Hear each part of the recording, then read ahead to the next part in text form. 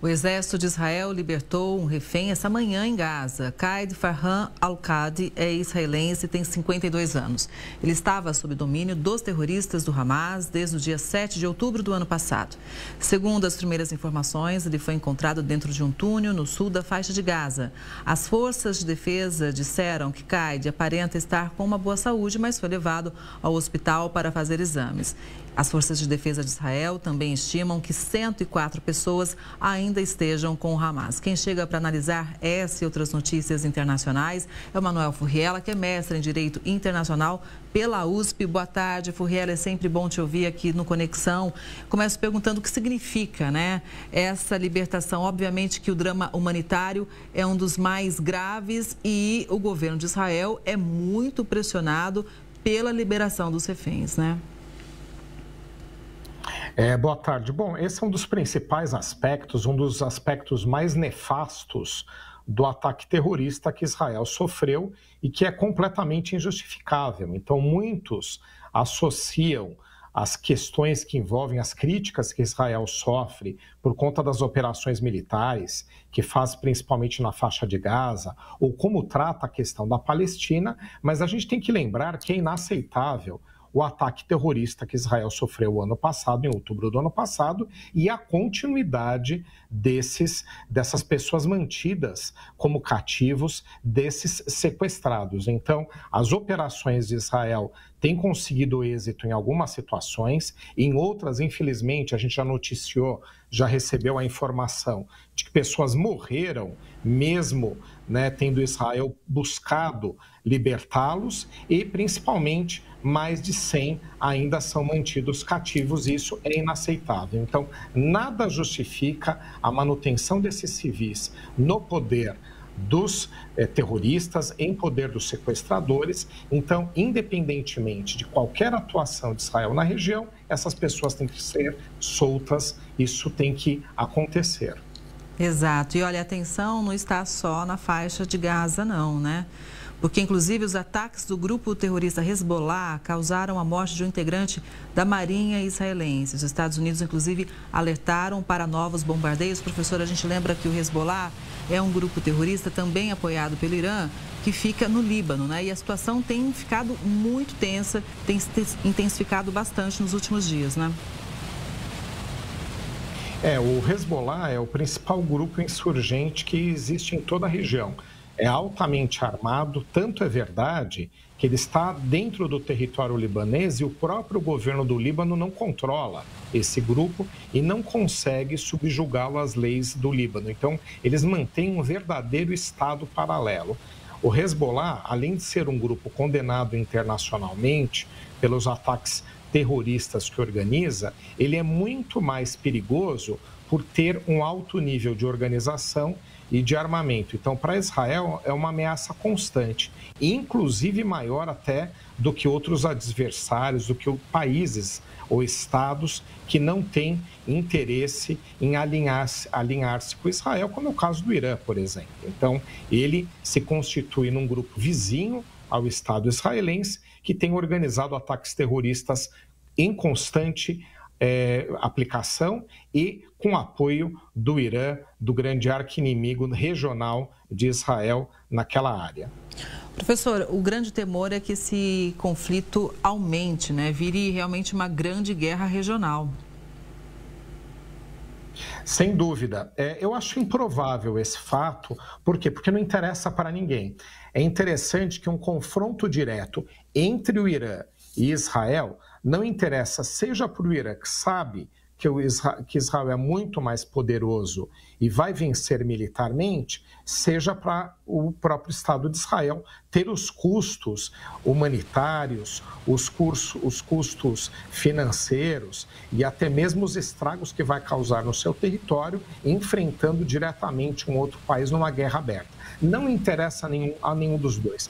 Por esse motivo é que essa guerra não aconteceu até agora. Então você tem aqueles ataques de menores dimensões para quê? Para que um país ou outro, Israel ou Irã, possa justificar a sua população. Então, quando um dos dois sofre um ataque, vem, digamos assim, uma resposta. Mas um confronto direto para levar às vias de fato e efetivamente verificar qual dos dois vai vencer. Não interessa pelos custos humanos, não interessa pelos custos financeiros, a nenhum dos dois. Isso é que mantém esse conflito em não acontecer. Mas os ataques pontuais, infelizmente, vão continuar e os civis são as maiores vítimas. Pois é, e infelizmente, esse não é o único conflito, não. A madrugada, professor, foi de tensão na Europa. Pelo menos 2 pessoas morreram e várias ficaram feridas no bombardeio russo contra cidades da Ucrânia. Um dos mísseis atingiu um hotel que ficou totalmente destruído. Equipes trabalharam ao longo da madrugada para retirar as vítimas dos escombros. Na capital Kiev, bombeiros combateram os incêndios florestais causados pelos destroços de drones. Esse foi o segundo dia seguido de ataques do exército russo depois de um grande bombardeio em massa com mais de 200 mísseis e drones. Segundo autoridades ucranianas, foi a maior ofensiva desde o começo da guerra em 2022 e o presidente da Ucrânia pede para o Ocidente agora apoio com armas mais pesadas para poder, inclusive, continuar atingindo áreas no território russo, não é, professor? É incrível, né, como mudou a estratégia ucraniana nesse conflito.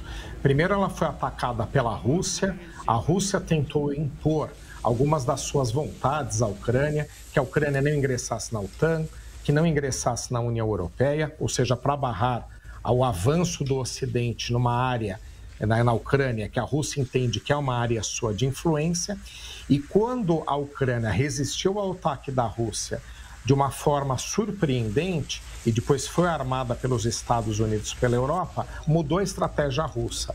A Rússia partiu para tentar anexar partes do território ucraniano ao seu território, aqueles obviamente fronteiriços. E também mudou a forma como a Ucrânia, resistente ao ataque russo, partiu para atacar diretamente o território da Rússia e pela primeira vez, olha só que incrível, depois da Segunda Guerra Mundial, a Rússia foi invadida, teve seu território invadido. Então, a Ucrânia foi responsável até mesmo por um feito histórico.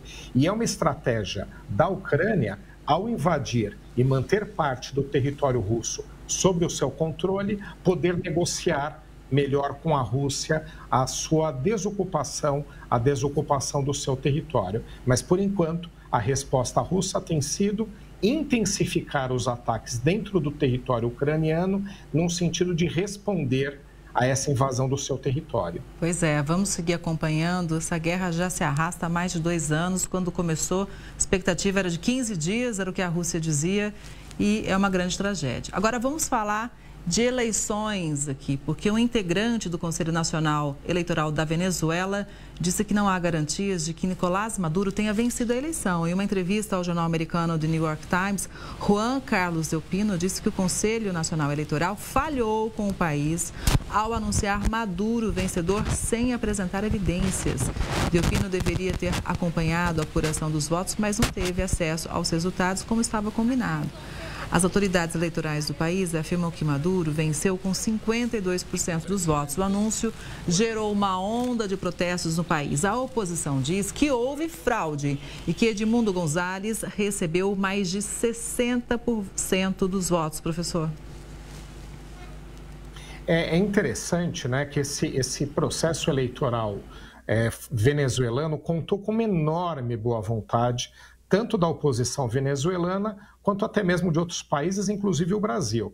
Foi marcado por prisão de candidatos à presidência, a proibição da campanha da oposição, e todo mundo falou, ok, então vamos deixar tudo por conta do dia da eleição. A eleição ocorreu relativamente tranquila e aí depois houve uma apuração totalmente obscura, sem comprovação, sem apresentação até agora das atas comprobatórias de que Nicolás Maduro teria sido eleito.